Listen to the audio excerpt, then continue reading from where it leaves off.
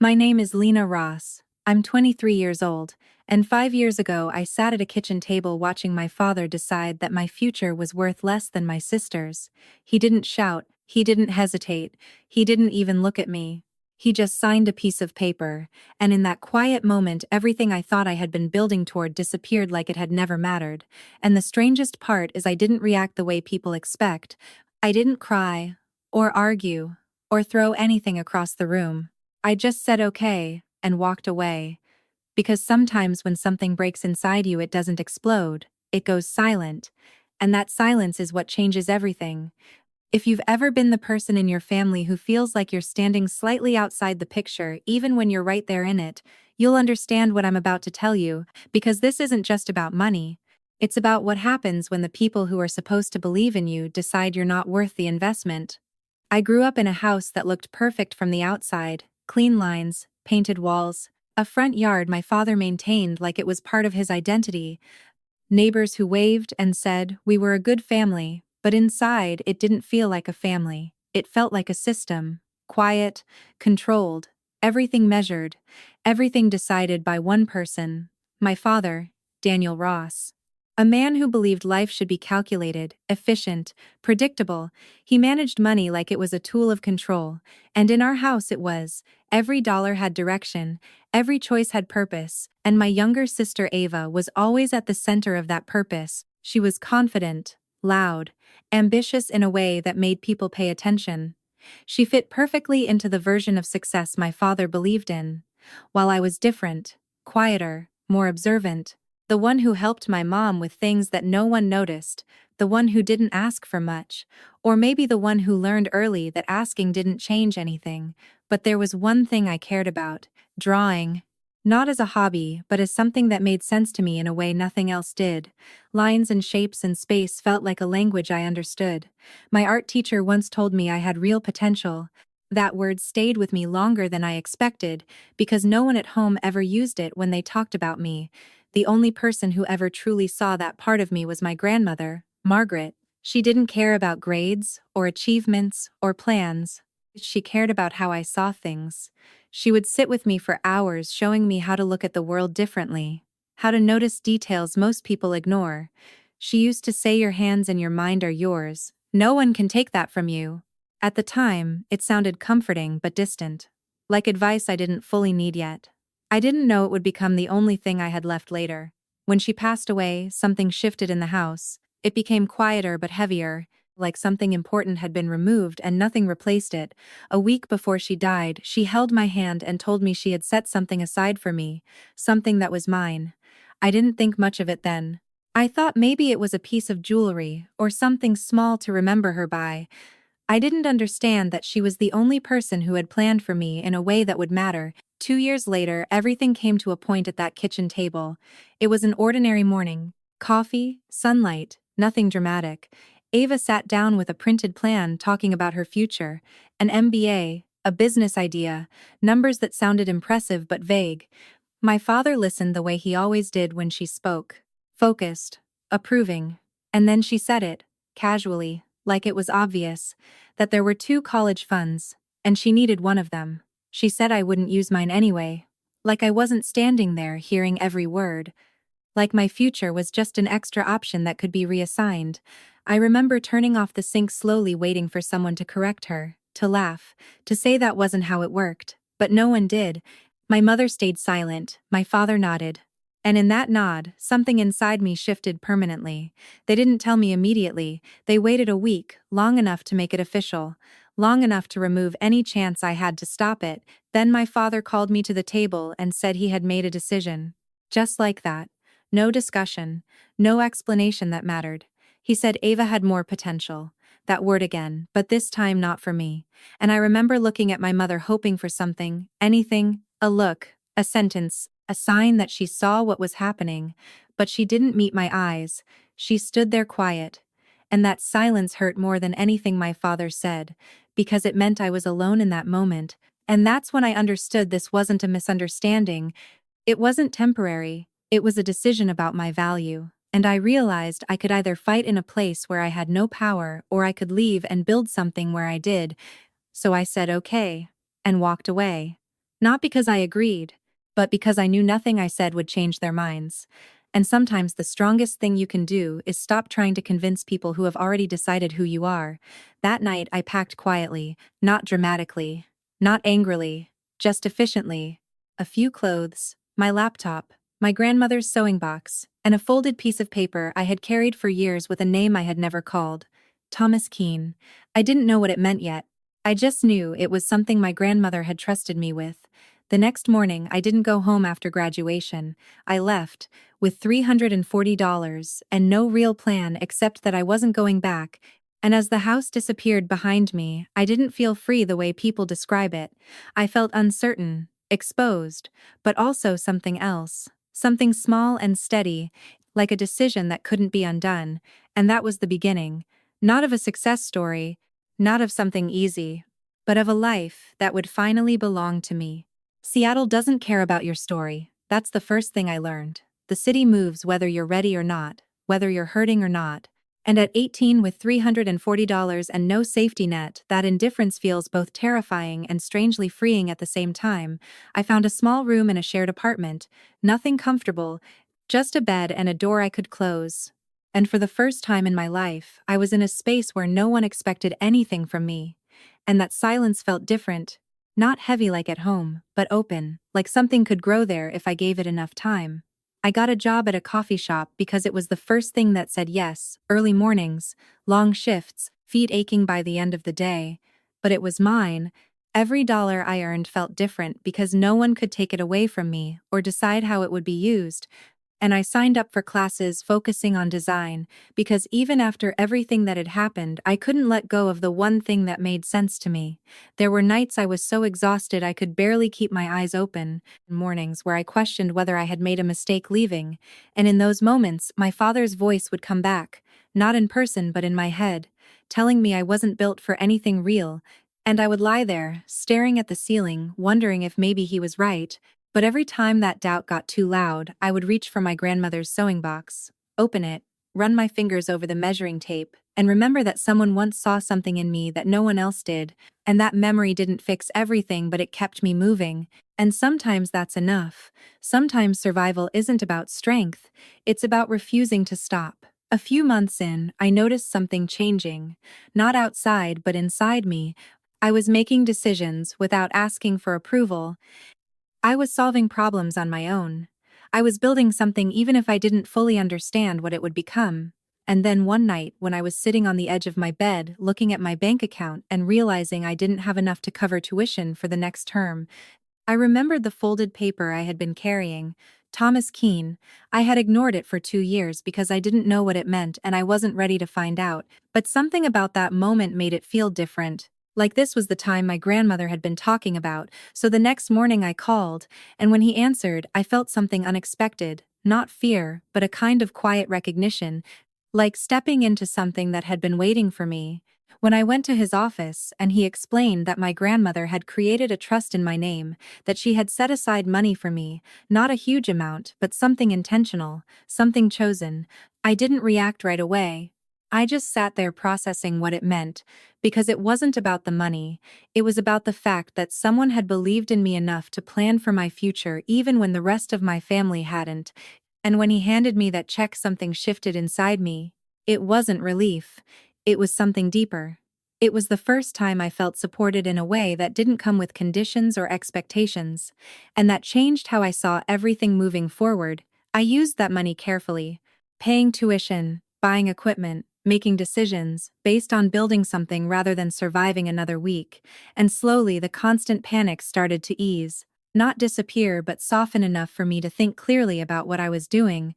I started taking freelance design jobs, small projects, low pay, but each one was proof that what I could create had value, and that value didn't come from my family or their approval, it came from the work itself. And that realization became the foundation of everything that came next. Around that time, I met Rebecca Cole during an interview for an internship. She looked through my work in a way no one ever had, not quickly, not dismissively, but carefully, like it mattered. And when she said I had real talent, I didn't know how to respond because I had spent so long believing the opposite. But she didn't wait for me to accept it. She gave me an opportunity. Apposition? responsibilities that forced me to grow into the potential she saw, and working with her changed everything, not because it was easy, but because it was real. Expectations were clear, feedback was honest, success and failure were both mine to handle. And for the first time, I wasn't being compared to anyone else. I was being evaluated on what I could actually do. And that environment allowed me to become someone I hadn't known I could be. While all of that was happening, my family continued their lives without me. My father telling people I had chosen to leave, that I was struggling, rewriting the story in a way that made sense to him. And for a while, I felt the urge to correct it, to defend myself. But eventually I realized something important.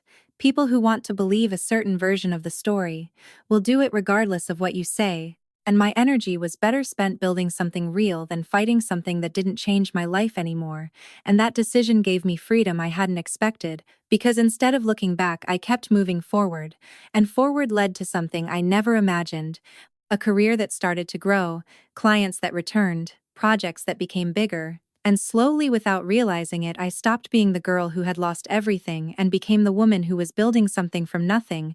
And that transformation didn't happen in one moment. It happened quietly over time. Until one day I realized I hadn't thought about my father's opinion in weeks. And that was when I understood I was finally free. Not because he had changed, but because I had. And that's exactly when everything came full circle. Because just as I stopped needing them, they decided they needed me. And they showed up without warning, without apology, walking into the life I had built like they still had a place in it, and that was the moment I had to decide not who they were, but who I had become.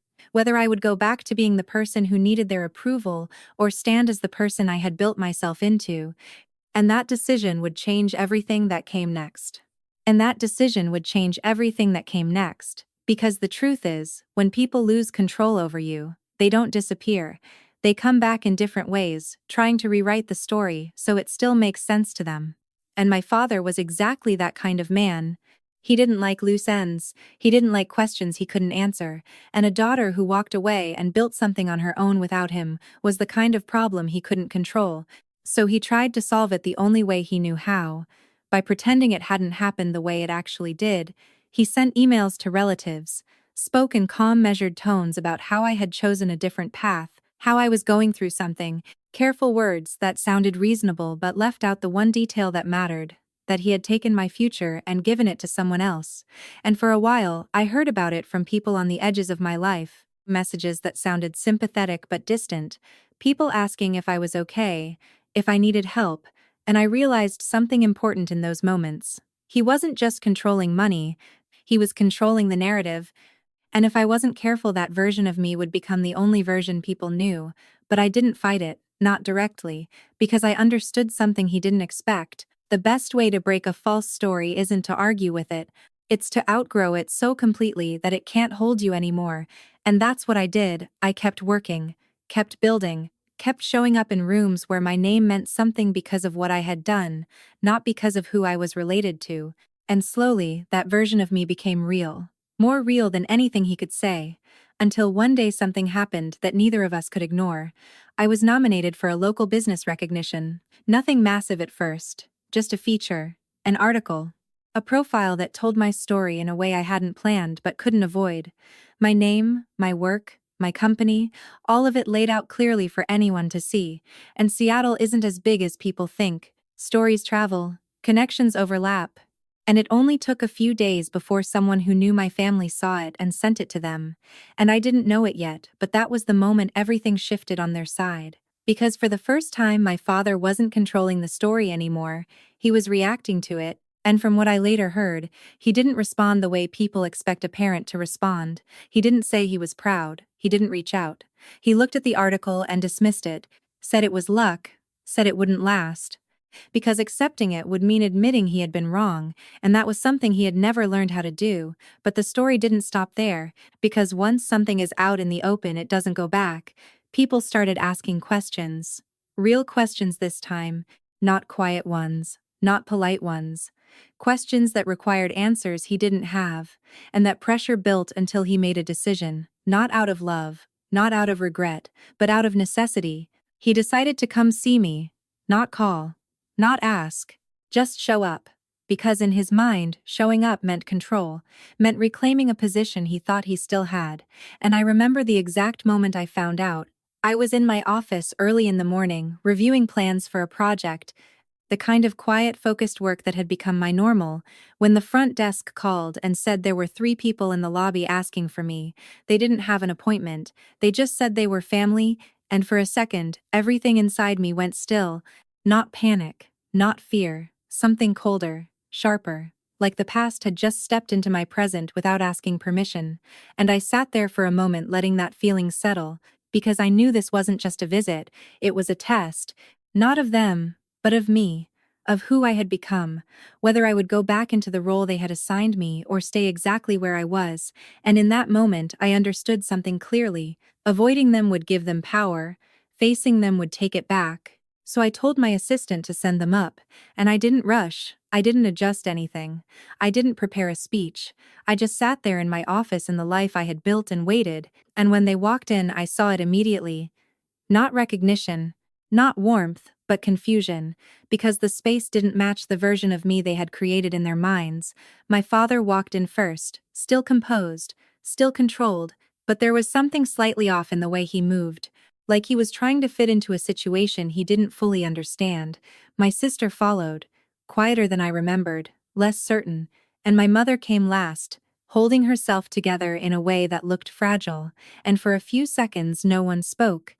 We just looked at each other across a table that represented everything that had changed, and I realized in that moment that this wasn't about the past anymore.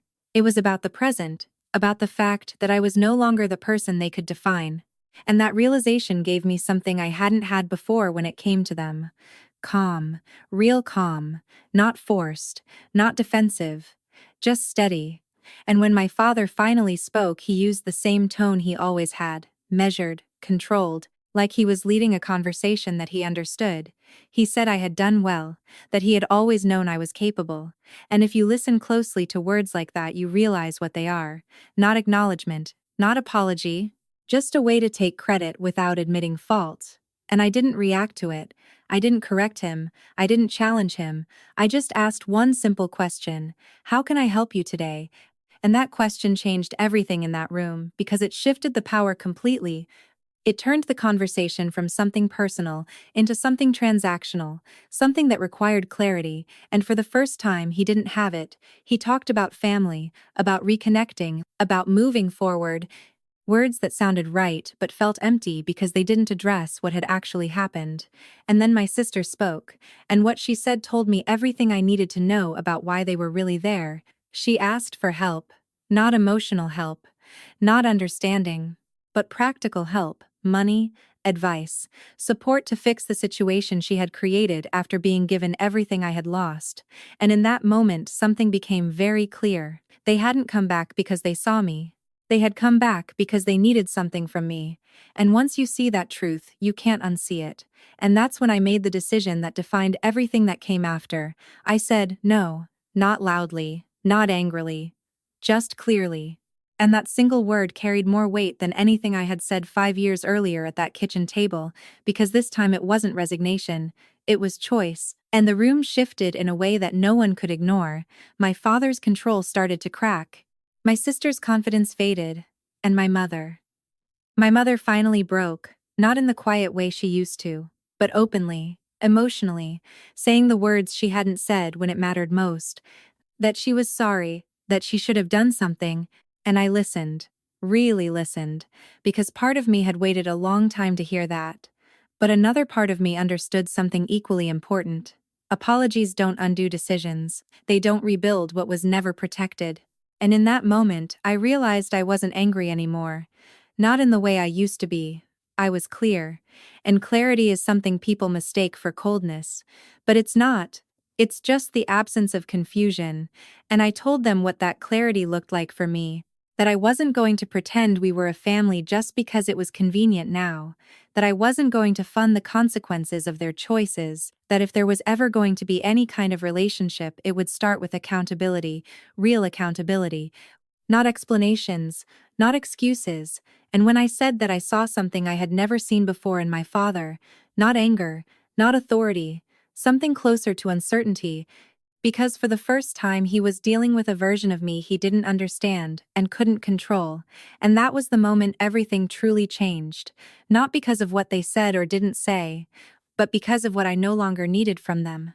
And that was the moment everything truly changed, not because of what they said or didn't say, but because of what I no longer needed from them. And when you reach that point, something inside you settles in a way that's hard to explain. It's not relief exactly. It's more like the end of a long argument you didn't realize you were still having in your head. And as I stood there looking at them, I realized I wasn't the same person who had walked out of that house 5 years ago, not even close. Because that girl had still been waiting for something, waiting to be seen, waiting to be chosen, and the woman standing in front of them now didn't need that anymore. And once you remove that need, people lose the only leverage they ever had over you. My father tried to regain control in the only way he knew how, by reframing everything, by turning what had happened into a decision that worked out for everyone. He said things like, "You moved on. You're doing well," as if the outcome justified the way it happened, as if taking something from me had somehow helped me become who I was. And for a second I just watched him, really watched him, and I saw something I hadn't seen before. Not power, not certainty, but someone trying to make sense of a reality that didn't match his expectations. And that's when I understood something that changed how I saw the past. It had never been about me lacking potential, it had been about him deciding where to place it. And when he chose wrong, he didn't know how to face it, so he avoided it, dismissed it, rewrote it, anything to keep the story intact. But the story wasn't intact anymore. It couldn't be, because I was standing in front of him as proof that his version had been incomplete, and that realization didn't make me angry, it made me calm, because it meant I didn't have anything left to prove, not to him, not to anyone in that room. And that's a kind of freedom people underestimate. The freedom of not needing to be understood by the people who once defined you. My sister tried one more time, her voice softer now, less confident, asking for help again, but in a different way, talking about starting over, about needing guidance, about how family should support each other, and I listened. Because part of me still remembered who she used to be before everything became about comparison and approval, but I also remembered exactly what she had said at that table. How easily she had dismissed my future, how naturally she had taken something that wasn't hers, and I realized something important in that moment. Forgiveness doesn't mean access, and understanding doesn't mean responsibility. I could understand where she was, without stepping in to fix it, and that distinction mattered more than anything else I had learned over the past 5 years, so I told her the truth, not harshly, not coldly, just clearly, that her situation was the result of choices, not accidents, and that the only way forward for her was to face those choices the same way I had faced mine, without expecting someone else to carry the weight. And the silence that followed was different from before. It wasn't tense. It wasn't uncertain. It was final. The kind of silence that comes when everyone in the room understands that something has ended, not the relationship necessarily, but the version of it that used to exist. My mother looked at me then in a way she never had before, not as someone she needed to protect or manage, but as someone she was seeing clearly for the first time. And in that look, there was something I didn't expect, not just regret, but recognition, and that did something to me I hadn't planned for. It didn't erase anything. It didn't fix the past, but it shifted something small and quiet, like a door opening just enough to let light in. And when she said she was leaving, that she had finally chosen to stop living the way she had been living, I believed her, not because of the words, but because of the way she said them. And for a moment I felt something close to pride, not for what had happened, but for what might still be possible for her. And that surprised me more than anything else in that room, because I hadn't expected to feel anything other than distance. And maybe that's what growth really looks like. Not forgetting what happened, but allowing yourself to feel something new without letting it pull you backward. My father didn't say much after that. He couldn't, because there was nothing left that fit the version of reality he had been holding on to, and when he finally stood up to leave, I saw it clearly. The shift in his posture, the absence of certainty, the realization that he was no longer the one in control of the situation. And as they walked out of that room, I didn't feel victorious in the way people imagine. I didn't feel like I had won something. I felt something quieter, something steadier, Like I had finally taken ownership of my own story in a way no one could take back. And after they left, I stayed there for a while, not because I needed to process what had happened, but because I wanted to recognize it, to understand what that moment actually meant. And what it meant wasn't that I had proven them wrong. It was that I had stopped needing to prove anything at all. And that's a very different kind of ending than the one people expect, because it's not loud, it's not dramatic, it's not about revenge or closure, it's about clarity. And clarity doesn't change the past, but it changes how the past lives inside you. And that's what I carried with me when I walked out of that room and back into my office, into the life I had built piece by piece without them. And for the first time, I allowed myself to look at it not as something I was still trying to prove, but as something that was already real, something that existed, because I had chosen to keep going when it would have been easier to stop.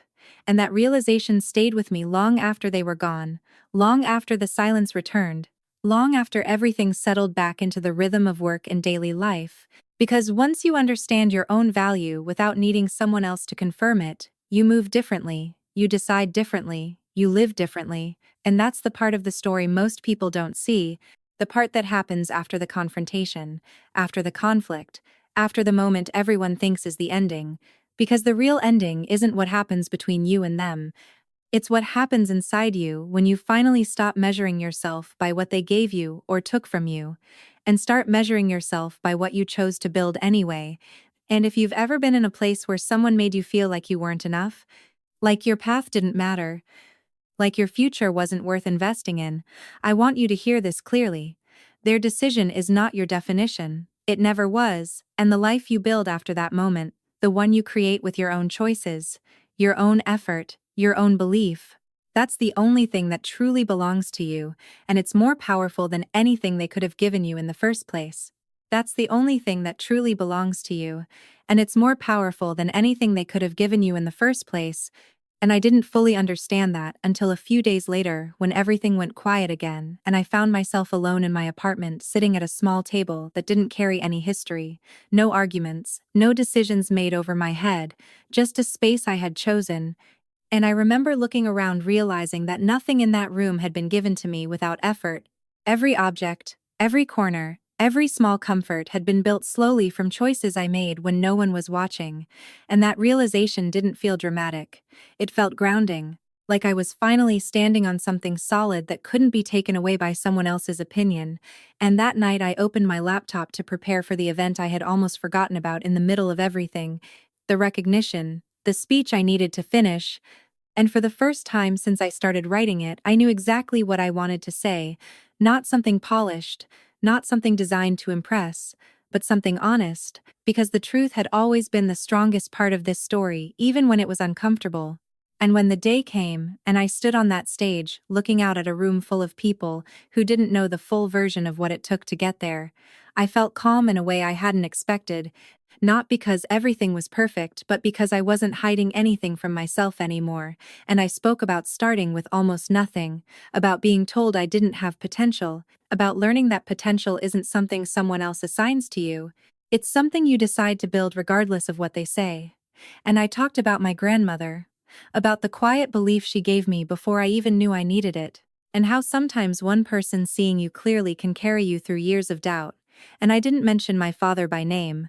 I didn't need to, because the story wasn't about him anymore. It was about what happens when you stop waiting for someone else to choose you and start choosing yourself instead. And when I finished, there was a moment of silence before the applause came. Not loud at first, but steady, real. And I stood there understanding something I hadn't before. That recognition from strangers doesn't replace what you didn't get from family, but it does remind you that your work, your effort, your choices exist beyond that space. And later that night, when everything settled again, I found myself thinking about my mother's words, about the fact that she had finally chosen to step out of the life she had been living. And I realized something that surprised me. Growth doesn't happen on the timeline we expect. Sometimes it takes years. Sometimes it takes losing everything familiar before someone finds the courage to change, and that doesn't erase what happened, but it does create the possibility of something different, and I didn't know what that would look like for us. I didn't know if we would rebuild anything or if we would remain separate lives that occasionally crossed, but for the first time I wasn't trying to control that outcome. I was allowing it to unfold in whatever way was honest. And that shift mattered more than I thought it would. Because it meant I was no longer carrying the weight of fixing something that wasn't mine to fix. And as for my father, the silence from him continued. No message, no apology, nothing. And for a while, I wondered if that absence would bother me the way it used to, if there would always be a part of me waiting for something he might never give. But the truth is that feeling faded faster than I expected. Not because I stopped caring completely, but because I stopped needing that resolution to move forward. And that's another part people don't talk about. Closure doesn't always come from the other person. Sometimes it comes from deciding you don't need their version of the ending anymore. And once I understood that, I felt lighter in a way I hadn't in years, not because the past disappeared, but because it no longer defined the direction I was moving in. And if I'm being honest, there are still moments, small ones, where I think about that kitchen table, about how easily everything changed in a single conversation. And I feel something close to sadness, not anger, not resentment, just a quiet recognition of what was lost, not the money, not the opportunity, but the version of a family that could have existed if different choices had been made. And I allow myself to feel that without letting it pull me back, because pretending it didn't matter would be dishonest. And honesty is something I've learned to value more than anything else, especially with myself. And if you've stayed with me this far, if any part of this story feels familiar to you, I want to say something clearly, not as advice, not as something perfect, but as something real. You are not defined by the moment someone decided you weren't enough. That moment can shape you. It can hurt you. It can stay with you longer than you want it to, but it doesn't get to decide what you build afterward. And the life you create after that moment, the one that comes from your choices, your persistence, your willingness to keep going even when it's uncomfortable, that life is yours in a way nothing else can be. And maybe it won't look the way you imagined. Maybe it won't be easy or clean or fast, but it will be real. And that matters more than anything, because in the end, what stayed with me wasn't the loss, it was the realization that I could build something anyway, that I could become someone anyway, and that the most important investment anyone ever made in me wasn't the money that was taken. It was the belief I chose to keep even when it would have been easier to let it go. And if there's one thing I hope you take from this, it's this. Don't wait for someone else to decide your value. Don't wait for permission to move forward. Don't stay in a place where you are constantly being measured against expectations that were never yours to begin with. Step out, even if it's uncertain, even if it's uncomfortable, even if you don't know exactly where it leads yet. Because sometimes the only way to find out who you are is to leave the place that told you who you weren't. And if you're still listening right now, I want to thank you, not just for hearing my story, but for taking a moment to reflect on your own. If something in this resonated with you, if it made you think about a decision you've been avoiding or a path you've been afraid to take, I'd really like to hear your thoughts. Share them, not because I need it, but because someone else might read it and realize they're not alone, and that might be exactly what they need to keep going. And wherever you are in your own story right now, just remember this: you still have the ability to choose what comes next, and that choice, no matter how small it feels today, has the power to change everything over time. So take care of yourself, keep moving forward in your own way, and I'll see you in the next story. So take care of yourself, keep moving forward in your own way, and I'll see you in the next story. But before I closed my laptop that night, I realized there was one more thing I hadn't done, something small but important. Something that wasn't about them or what had happened, but about who I had become through all of it. And that was writing a message, not for my father, not for my sister, but for my mother, because her letter had stayed with me in a way I didn't expect. Not as something that erased the past, but as something that acknowledged it honestly for the first time. And I didn't overthink it. I didn't try to make it perfect. I just wrote what felt true, that I had read her words, that I understood what it took for her to say them, that I wasn't ready to go back to anything we used to be, but I wasn't closing the door either. And sometimes that's what growth looks like: not immediate forgiveness, not a clean resolution, but the willingness to leave space for something different to exist if it can. And after I sent that message, I sat there for a while in the quiet, thinking about how strange it is that the hardest parts of our lives don't end with one big moment. They end in small decisions. in choosing not to go back to what hurt you, in choosing not to repeat what was done to you, in choosing to build something healthier even when you don't have a perfect example of what that looks like. And I think that's the part of the story I didn't understand when I first walked away. I thought leaving was the hardest thing, but it wasn't. The hardest thing was learning how to live differently afterward. How to make decisions without fear guiding them. How to trust yourself when you've spent years being told you shouldn't. How to define success in your own terms instead of measuring it against someone else's expectations. And I won't pretend I figured all of that out immediately, because I didn't. There were mistakes. There were moments I questioned everything. There were times I almost went back, not because I believed things would change, but because familiar pain can feel easier than unknown growth. And if you've ever been in that place, you know exactly what I mean. But every time I paused and asked myself one simple question: is this choice moving me toward the life I actually want, or back into the version of myself I've already outgrown? And that question became a kind of compass. Not perfect, not always easy to follow, but enough to keep me from losing direction completely. And over time, those small choices added up in ways I couldn't see right away. They created stability. They created confidence. They created a life that didn't depend on approval or validation from people who had already shown me they couldn't give it in a healthy way. And I think that's what surprised me the most. Not that I could build something successful, but that I could build something peaceful. Something that didn't feel like a constant fight to prove I belonged. Something that felt like it belonged to me simply because I had created it. And that doesn't mean everything became perfect, because life doesn't work like that. Challenges still come. Doubts still appear from time to time. But they don't have the same power they used to, because they're no longer reinforced by the voices that once defined me. And that's the real shift. Not external success, not recognition, but internal clarity, knowing who you are without needing someone else to confirm it. And if there's one thing I've learned through all of this, it's that people can take opportunities from you, they can take money, they can take support, but they cannot take your ability to rebuild, unless you give that up yourself. And that ability is stronger than anything that was lost. Stronger than any decision someone made about you when they didn't understand your worth. And I'm not saying it's easy. I'm not saying it happens quickly, but it is possible, and sometimes that possibility is enough to start with. And as I sat there that night, I realized something else. Something I wish I had understood earlier. You don't have to wait for everything to be resolved before you move forward. You don't have to wait for apologies or explanations or closure. You can build your life in parallel with the unresolved parts of your past. You can carry them without letting them control your direction, and that doesn't make you cold or distant. It makes you strong in a way that is quiet but lasting. And if you're listening to this and you're at a point where you feel stuck between what was and what could be, I want you to remember that you don't have to solve everything today. You don't have to have a perfect plan.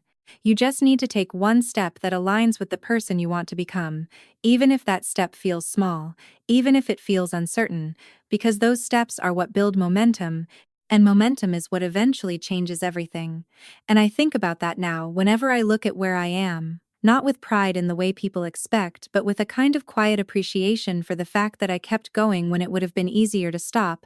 And if there's anything I hope stays with you after this story, it's not what happened to me, but what you choose to do with what happens to you, because that choice, even when it doesn't feel powerful, is the one thing that always belongs to you, and it always will. So wherever you are right now, whatever you're facing, give yourself the same chance you wish someone else had given you. Believe in something you can build, even if no one else sees it yet, and keep going. Because sometimes the life you're meant to live begins the moment you stop waiting for permission to live it. And if you made it all the way to the end of this story, I just want to say thank you, truly, for listening, for staying, for feeling this with me. And if it meant something to you in any way, I'd really love to hear your thoughts, not because it changes what I've lived through, but because sharing those thoughts might help someone else who is still finding their way. And that matters more than anything else I could say here. So take care of yourself. Keep choosing what's right for you, even when it's difficult. And I'll see you again, right here, in the next story. So take care of yourself. Keep choosing what's right for you, even when it's difficult. And I'll see you again, right here, in the next story. And normally that would be where everything ends. Where the music fades out, and you're left with a sense of closure that feels complete enough to move on. But real life doesn't end like that. It doesn't tie itself into neat conclusions. It leaves threads, Quiet ones. The kind you don't always notice until something small pulls on them again. And for me, that moment came a few weeks later on an ordinary afternoon that didn't feel important at all. I was finishing a meeting, going over details, thinking about deadlines and timelines, the kind of routine that used to feel impossible and now felt normal. And when I stepped back into my office, my phone was on the desk with a message I hadn't expected, not from a number I recognized immediately, but familiar in a way I couldn't place at first. And when I opened it, I realized it was from Ava, just a simple line asking if I had time to talk. No explanation, no tone I could read clearly, just a question that felt heavier than it looked, and for a moment I just stared at it. Not because I didn't know what to do, but because I understood what it represented. Not reconciliation, not resolution, but another chance to decide who I was going to be in relation to them. And I didn't answer right away. Not out of avoidance, but out of intention, because I had learned that responding from impulse usually leads you back into patterns you've already worked hard to leave. So I set the phone down and went back to what I was doing, not ignoring it, but not letting it take control of my attention either. And that small choice might not sound like much, but it was something I couldn't have done 5 years ago. 5 years ago, I would have reacted immediately, emotionally, trying to understand, trying to fix, trying to predict where the conversation would go. But now I understood that I didn't need to do any of that. I could take my time. I could decide from a place that wasn't driven by old habits. And later that evening, when everything was quiet again, I picked up my phone and read the message one more time. And what stood out to me wasn't what it said, but what it didn't say. There was no entitlement in it, no assumption, no demand. And that alone told me something had shifted. Maybe not completely, maybe not permanently, but enough to be noticed. And I responded simply, asking what she needed.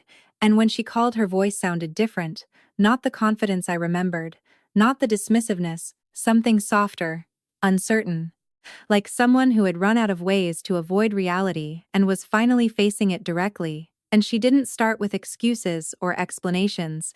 She started with silence, the kind that stretches just long enough to tell you the words matter. And then she said she was sorry. Not in a dramatic way, not perfectly, but honestly. And I listened, really listened. Not to judge it or measure it against the past, but to understand where it was coming from. And what I heard wasn't a justification, it was recognition. Recognition of what she had taken. Recognition of how easily she had accepted it.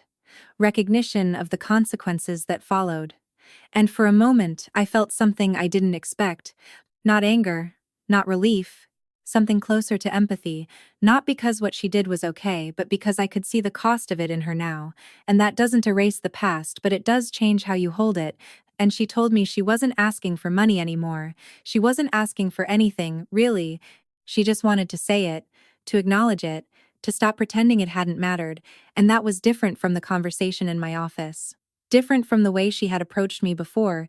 And I realized something in that moment. Growth doesn't always look impressive. Sometimes it looks quiet and uncomfortable and incomplete, but it's still growth. And I didn't rush to forgive her. I didn't rush to rebuild anything, but I didn't shut it down either. I let the conversation exist as it was, honest but limited. And when it ended, I didn't feel like something had been fixed. I felt like something had shifted just enough to open the possibility of something different in the future. And that possibility was enough, not something I needed to act on immediately, but something I didn't have to reject completely either. And that's the part of the story that doesn't get talked about often. What happens after the big moment, after the confrontation, after the clarity, the part where life continues in smaller, quieter ways, and you're given opportunities to respond differently than you used to. And those opportunities are where real change happens, not in one decision, but in many, repeated over time. And I think that's what I carry with me now more than anything else. Not the memory of what was taken, but the understanding of what I can choose to build regardless of it. And if you've been listening this far, if you've followed this story, through all its turns, I want to leave you with something simple and real. You don't have to have everything figured out to move forward. You don't have to wait until you feel ready or confident or certain. You just need to be willing to take the next step in a direction that feels true to you, even if it's small, even if it's uncomfortable, because those steps are what shape your life over time. And the people who once decided your value don't get to define where you end up unless you let them, and you don't have to let them. You really don't. And maybe that's the most important part of this entire story. Not what happened to me, but what became possible because I chose not to stay where I was defined by it. So wherever you are right now, whatever your situation looks like, give yourself the chance to build something different, even if you don't know exactly what it will become yet. Trust that the process matters, that your effort matters, that your choices matter, and keep going. One step at a time, because sometimes the life you're meant to live isn't the one that was planned for you, it's the one you create when everything else falls apart. And if this story meant something to you, if any part of it stayed with you, I'd really like to hear your thoughts, not just for me, but for anyone else who might be listening and trying to figure out their own path. Share what you feel, what you've experienced, what you've learned, because those words might be exactly what someone else needs to hear right now. And as always, thank you for being here. Thank you for listening all the way through, and I'll see you again in the next story. Thank you for listening all the way through, and I'll see you again in the next story. And I meant that when I said it, I really did. Because at that point I believed the story had reached the place it needed to reach. Not perfect, not completely resolved, but honest enough to let go. And then something unexpected happened that reminded me life doesn't follow the structure we imagine. It doesn't stop where we decide it should. It keeps unfolding in ways that test whether what we've learned is real, or just something we say to ourselves when things are calm. A few months after that call with Ava, I received another message. This time from my mother. Not long. Not emotional. Just a simple update that she had moved into her own place, that she had started working, that she was learning how to manage things she had never been allowed to manage before, and there was a line in that message that stayed with me longer than the rest. She said she felt both terrified and free at the same time. And I read that sentence more than once because it sounded familiar in a way I couldn't ignore. It was exactly how I had felt the day I left home.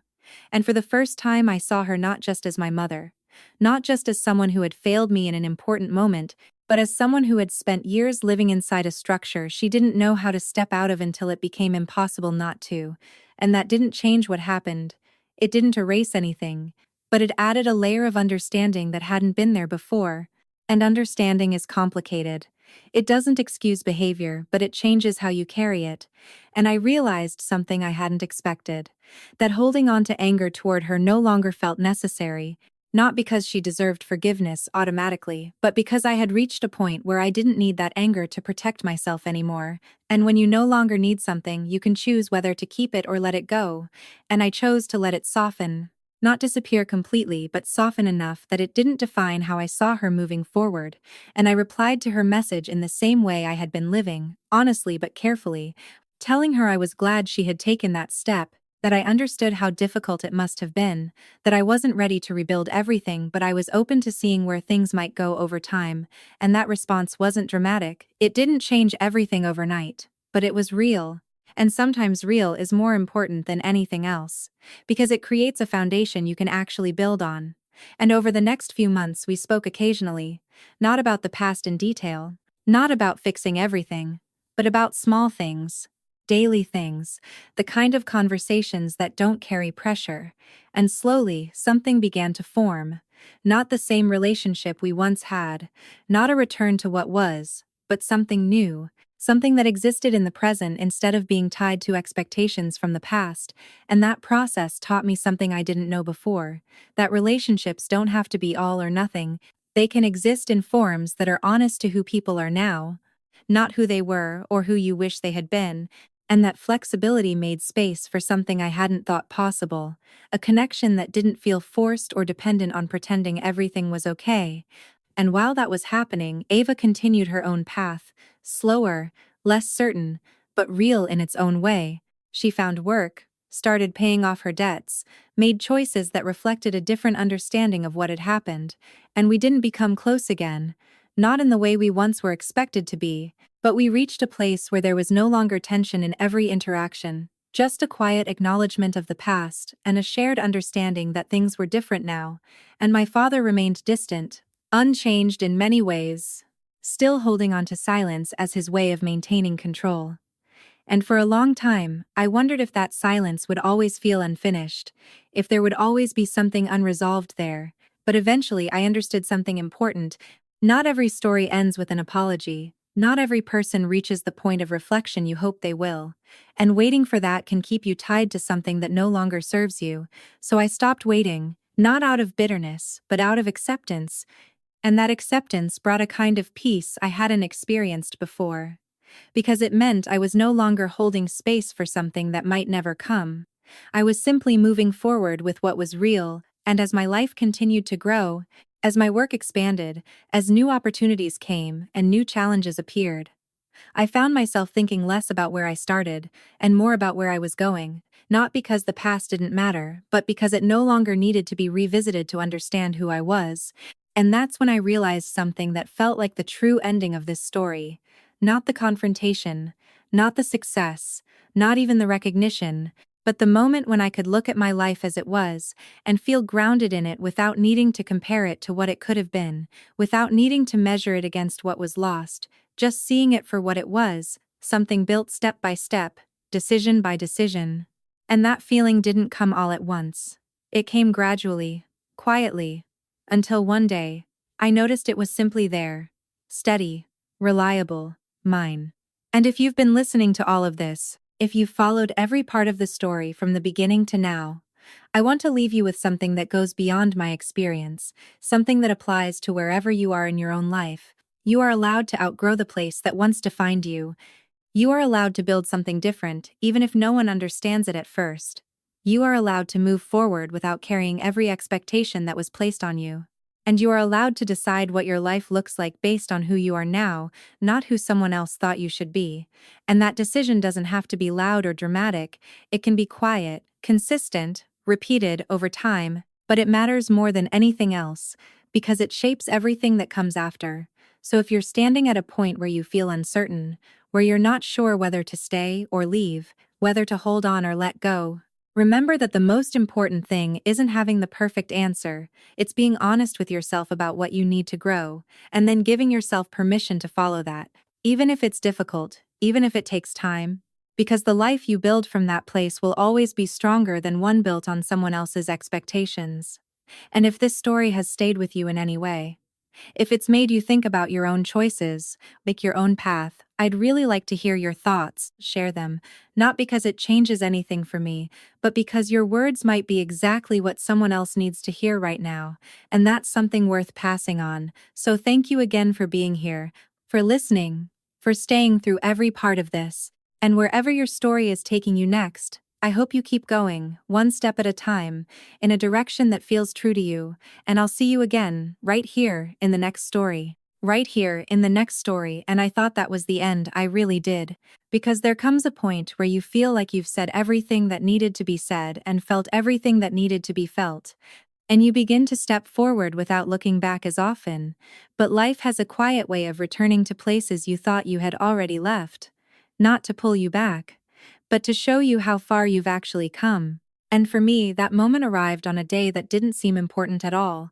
A simple afternoon when I had a few hours free between meetings, and without planning it, I found myself driving toward the neighborhood I grew up in. Not because I had decided to go there, but because something in me wanted to see it again from where I stood now. And when I turned onto that familiar street, everything looked smaller than I remembered. The houses, the yards, even the space between them. And I realized that what had once felt like the center of my world was now just one place among many, and that shift in perspective mattered more than I expected, because it showed me that distance isn't just physical, it's internal.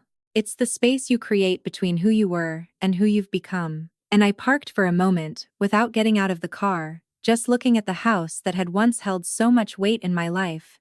And I didn't feel anger. I didn't feel the need to prove anything. I felt something quieter. Something like recognition, recognizing the place for what it was without letting it define what came next. And as I sat there, I thought about that kitchen table, about the decision that had changed everything. And for the first time I saw it differently, not as the moment everything was taken from me, but as the moment everything began to shift. Because without that moment I might never have left. I might never have been forced to find out what I was capable of on my own. And that doesn't make what happened right, it doesn't justify it, but it reframes it in a way that gives it meaning beyond the loss. And meaning is something we create, not something that is given to us, and I think that's one of the most important things I've learned. You can't always control what happens to you, but you can choose what it becomes in your story. And as I drove away from that street, I didn't feel like I was leaving something behind again. I felt like I was closing a chapter in a way that was complete, not perfect, but complete enough to move forward without needing to return to it. And that sense of completion stayed with me in the days that followed. In small ways, in the way I approached my work, in the way I spoke to the people in my life, in the way I made decisions, without second guessing whether they aligned with someone else's expectations. And I started to notice something else as well. The way I treated others had changed. I was more aware of how easily people can be overlooked, how quickly someone's potential can be dismissed when it doesn't fit a certain image, and I found myself paying closer attention, listening more carefully, offering opportunities when I saw something real in someone who might not have been given that chance otherwise, and that shift felt important, not because it corrected what had happened to me, but because it ensured I wasn't repeating it in another form. And I think that's another part of growth people don't talk about. It's not just about healing yourself, it's about becoming someone who doesn't pass on the same patterns that hurt you, and that awareness changed the way I led my team, the way I built my company, the kind of environment I wanted to create, one where people were seen for what they could become, not just what they already were, and that intention became part of everything we did, not perfectly, not without mistakes, but consistently enough to make a difference. And over time, I saw the impact of that in ways that reminded me why I had chosen this path, in the confidence of someone who had been unsure before, in the growth of someone who just needed a chance. And those moments meant more to me than any recognition or achievement because they reflected something deeper than success. They reflected purpose. And purpose is what sustains you when everything else shifts. And as my life continued to expand in ways I hadn't imagined when I first left home, I found myself returning less and less to the question of what could have been, because what was had become enough, not in the sense of settling, but in the sense of being complete in its own way. And that completeness didn't mean everything was resolved. It meant I had reached a place where unresolved parts no longer controlled how I lived, and that's a subtle but powerful difference. And if there's anything I've learned through all of this, it's that the most important changes don't happen in a single moment. They happen over time, through the choices you make when no one is watching, through the way you respond when something reminds you of the past, through the way you continue forward even when you're not entirely sure where it leads, and those choices shape your life more than any one event ever could. And if you're listening to this right now, and you're somewhere in the middle of your own story, maybe still in the part where things feel uncertain, or unfair, or unresolved, I want you to remember that where you are right now isn't where you have to stay, it's just a point along the way. And what matters most is not what has happened, but what you choose to do next, even if that next step feels small, even if it doesn't look like progress to anyone else, because those steps accumulate in ways you can't always see immediately. But they are building something that will eventually feel like your own. And when you reach that point, you'll understand what I mean when I say that the life you create after everything falls apart can be stronger, more intentional, more meaningful than anything you had before. Not because it was easy, but because it was chosen. And that choice is something no one can take from you, no matter what they decide about you, no matter what they give or take, that choice remains yours. And it always will. And if you've stayed with me through this entire story, I want to thank you again, not just for listening, but for being willing to reflect on your own path while hearing mine, because that's where the real value of stories lies. Not in the details, but in the connection, in the realization that you're not alone in what you're experiencing, that others have faced similar moments and found a way forward, and that means you can too. So wherever you are right now, whatever your next step looks like, take it with intention, take it with honesty, and most importantly, take it for yourself, because your life is not defined by what someone else decided about you. It's defined by what you choose to build from here. And I'll say it one more time before we close this chapter completely. Thank you for being here. Thank you for listening. And I'll see you again, right here, in the next story. And I'll see you again, right here, in the next story. And this time when I say it, I mean it in a different way, not as an ending, but as a continuation. Because stories like this don't really end. They evolve quietly in the background of your life. shaping how you see things, how you respond, how you choose. And months later, I noticed something that made me pause in the middle of an ordinary day. I was reviewing a project with a junior designer on my team, someone new, talented but unsure. The kind of person who second guesses every decision because they've never been told clearly that they're capable, and as she explained her work, I saw it immediately. Not perfect, not polished, but real potential, the same kind I had once been told I didn't have. And without thinking too much about it, I said something simple. I told her this was good, that she should trust her instincts more, that what she was building mattered. And the way she looked at me in that moment reminded me of something I hadn't expected to feel again. It reminded me of what it feels like to be seen. And I realized right then that this was part of what my story had become, not just something I had lived through, but something that shaped how I showed up for others. Because the way we treat people, especially in moments where they're still becoming who they are, has a weight we don't always recognize. And I made a quiet decision in that moment that I wouldn't be the kind of person who overlooks someone the way I had once been overlooked, not because I needed to fix the past, but because I understood how much those moments matter, and that understanding came directly from everything I had experienced, and that's when it fully clicked for me. The story wasn't just about loss or rebuilding or even success, it was about transformation, about how what we go through changes the way we move forward, the way we influence others, the kind of environments we create. And as time went on, I saw more of that in my life.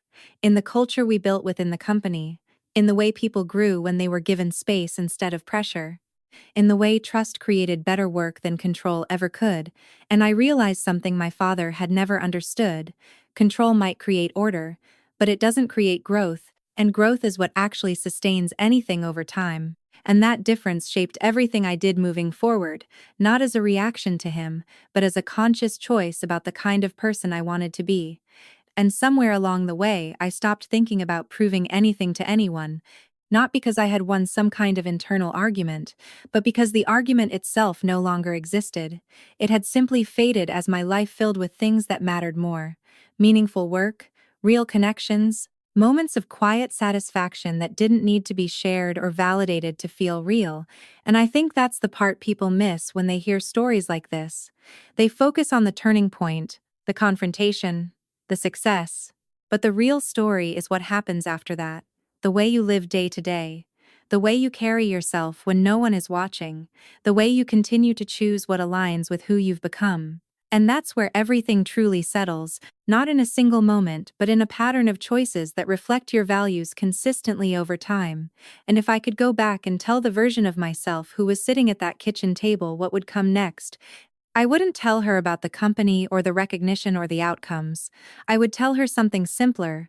I would tell her that she's going to be okay, not immediately, not easily, but genuinely okay in a way that doesn't depend on anyone else's approval.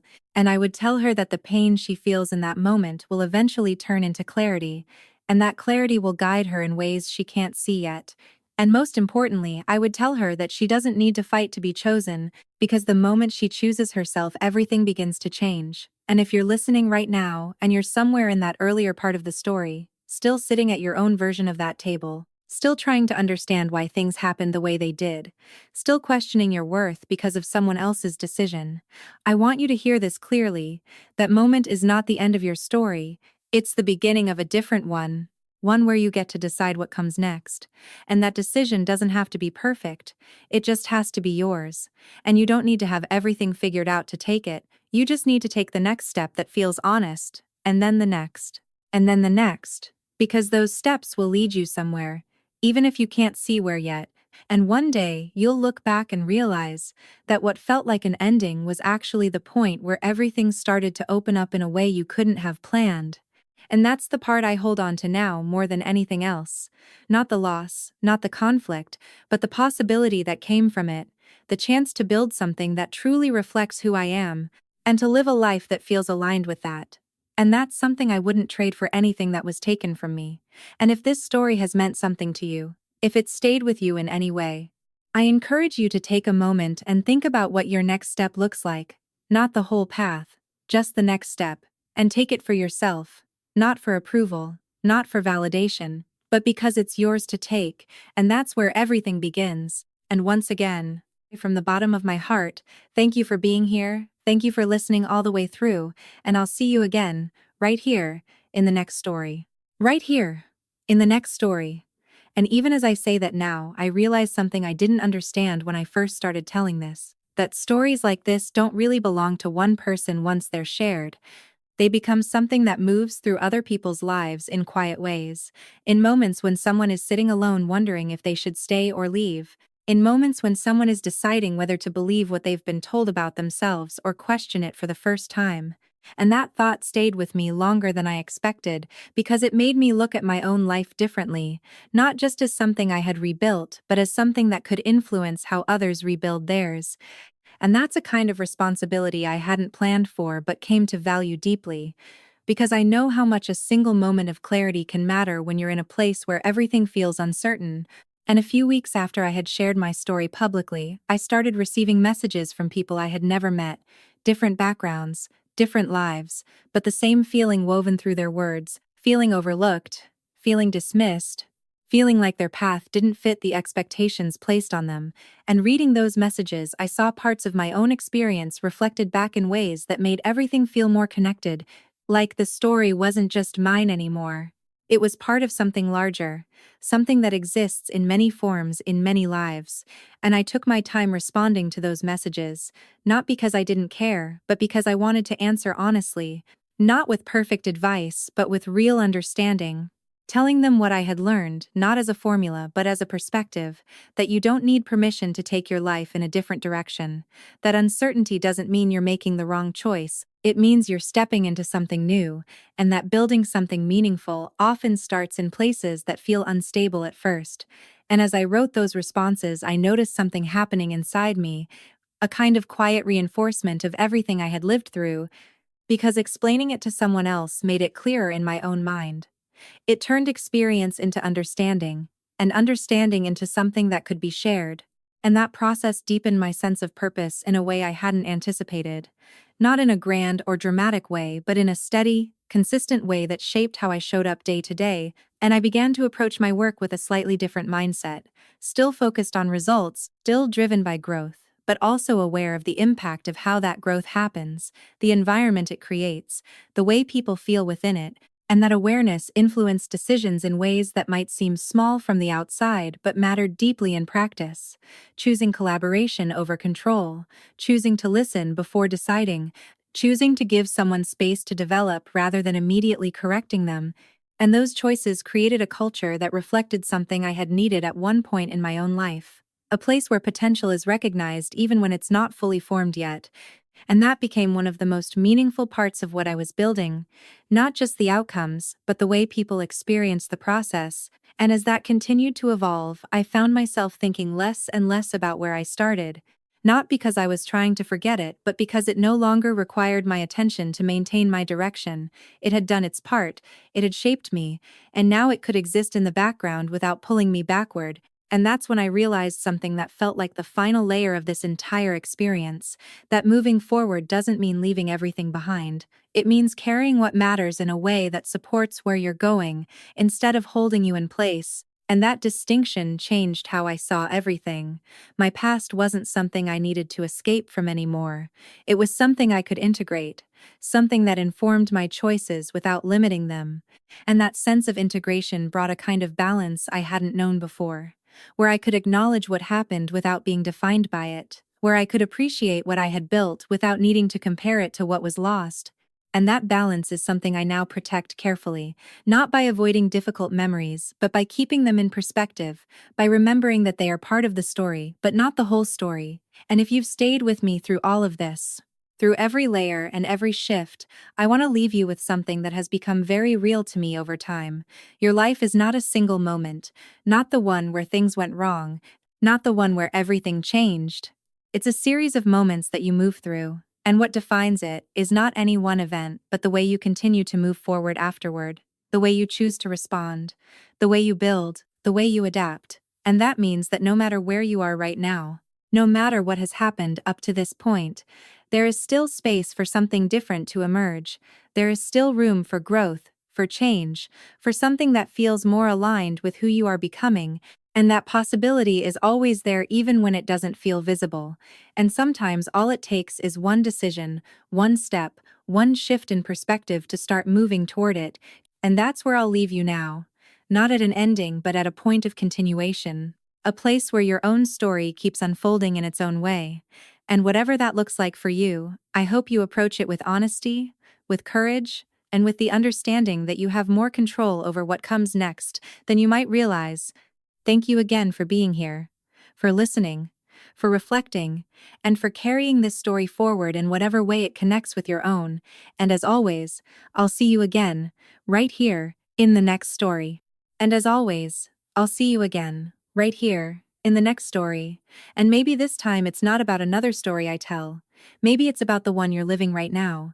Because the more I think about everything that's happened, the more I realize that what stays with us isn't the exact sequence of events, it's the meaning we give to them over time, and meaning isn't fixed, it evolves as we do. There was a time when I saw that kitchen table as the place where everything was taken from me. And now, when I think about it, I see something else layered into that memory. I see the beginning of a path I wouldn't have chosen, but one that shaped me in ways I couldn't have predicted, and that doesn't make it a good moment. It just makes it a meaningful one in a different way. And I think that shift in perspective is something we all have access to, even if it doesn't happen immediately. Because when you're in the middle of something difficult, you don't see meaning, you see confusion, you see loss, you see unfairness, and all of that is real. It shouldn't be dismissed or minimized, but it also isn't the final form of what that experience will become in your life. It's just the starting point of how you'll eventually understand it. And I've come to appreciate that process more than I expected. Not because I enjoy difficult moments, but because I've seen what can come from working through them honestly, not pretending they didn't matter, but also not allowing them to define everything that follows. And there's a balance in that takes time to find. A balance between acknowledging what hurt you and choosing not to live inside that hurt forever. And once you find it even partially, you start to move differently. You stop reacting to everything through the lens of what happened before, and start responding based on what makes sense now. And that shift changes the quality of your decisions in ways that are subtle but powerful. And I noticed it most in situations where I would have once felt defensive or uncertain, where I would have looked for validation or reassurance before acting. Now I simply pause, consider what aligns with who I am and what I'm building, and move from there. Not perfectly, not without hesitation sometimes, but with a level of clarity that wasn't there before, and that clarity has become one of the most valuable things I've gained through all of this, more valuable than any external success, because it allows me to navigate new challenges without being pulled back into old patterns, and life continues to bring new challenges, different ones that don't look anything like what I faced before, but still require the same core understanding, that I have a choice in how I respond, and that choice shapes what comes next more than the situation itself. And I think that's where everything ultimately comes back to. Not what happened, not who did what, not what was lost or gained, but what you choose to do now with everything you carry, because we all carry something, experiences, memories, expectations, and those things can either weigh us down or inform us, depending on how we hold them. And learning how to hold them in a way that supports your growth instead of limiting it is something that doesn't happen all at once. It happens gradually through awareness and intention, through noticing when you're reacting from the past instead of responding in the present, through giving yourself the space to choose differently even when it feels unfamiliar. And over time, those choices create a kind of internal stability that isn't dependent on external circumstances, a sense that no matter what changes around you, you still have a foundation you can rely on. And that foundation is something I didn't have before.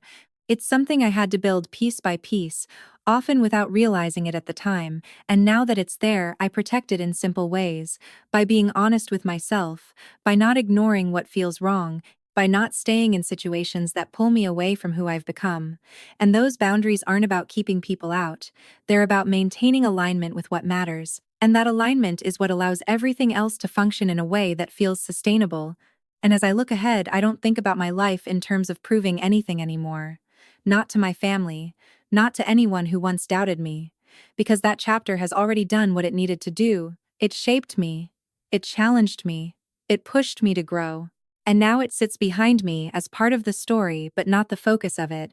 The focus now is on what I continue to build, what I continue to learn, how I continue to evolve, and that focus feels lighter, more open, less constrained by the need to justify itself. And if there's one thing I hope you take from all of this, it's not just that you can move forward after something difficult, but that you can build something meaningful from it without being defined by it, that your story doesn't stop at the point where things went wrong. It continues in ways that are shaped by your choices from that moment on. And those choices matter more than you might realize right now. Even the small ones. Especially the small ones, because they are the ones that accumulate into something lasting over time.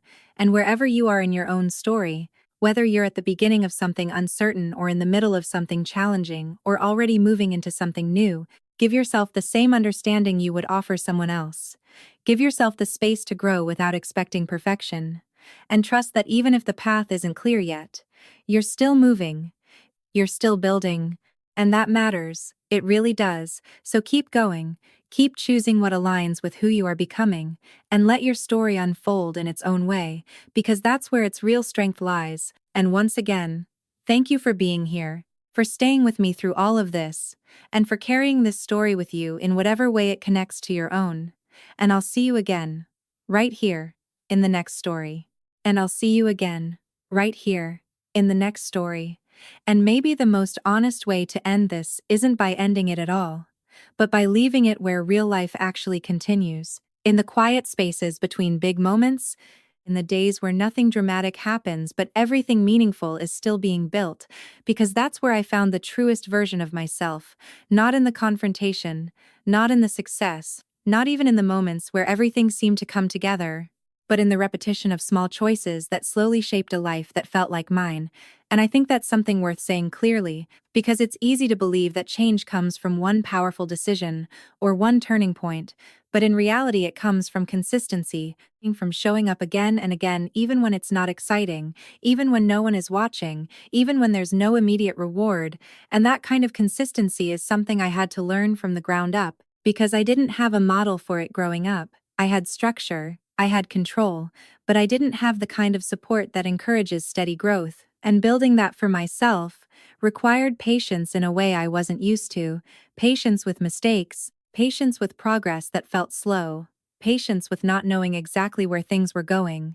And over time, that patience turned into trust, trust in my ability to handle what came next, trust in the process, even when the outcome wasn't clear yet. And that trust is what allows me now to move forward without constantly questioning every step, not because I have all the answers, but because I know I can figure things out as I go. And that's a different kind of confidence than the one I used to think I needed. It's quieter, less visible, but more stable.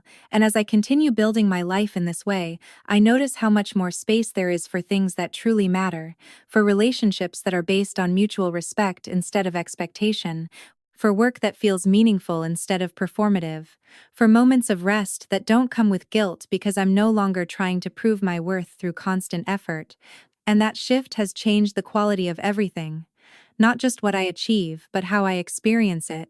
And I think that's what I would want anyone listening to understand more than anything else, that the goal isn't just to reach a place where things look successful from the outside. It's to build something that feels aligned from the inside, something that supports who you are, instead of forcing you to become someone else. And that alignment doesn't happen by accident. It happens through choices, through paying attention to what feels right and what doesn't, through being willing to adjust your path even when it means stepping away from something familiar. And that willingness is something we all have access to, even if it feels difficult at first. And maybe that's where this story truly connects to yours. Not in the specific details, but in the underlying experience of navigating something that challenges your sense of direction, of finding your way through uncertainty, of learning to trust yourself when external validation isn't there. And if you're in that place right now, I want you to know that it's okay not to have everything figured out. It's okay to move forward without a clear map, because clarity often comes from movement, not from waiting, and each step you take, no matter how small, gives you more information about what works for you and what doesn't, and that information is what gradually shapes your path into something that feels right. And as that path becomes clearer, you'll find that the need for approval or comparison starts to fade. Not because those things stop existing, but because they become less relevant to the way you measure your own progress, and that shift is incredibly freeing. Because it allows you to focus on what truly matters to you, without constantly filtering it through someone else's expectations. And when you reach that point, you begin to understand that your life isn't something that needs to be justified, it's something that needs to be lived honestly. And that honesty is what creates a sense of fulfillment that no external recognition can replace. And I say all of this not as someone who has everything perfectly figured out, but as someone who has learned enough to keep moving forward with intention, and that's really all any of us can do.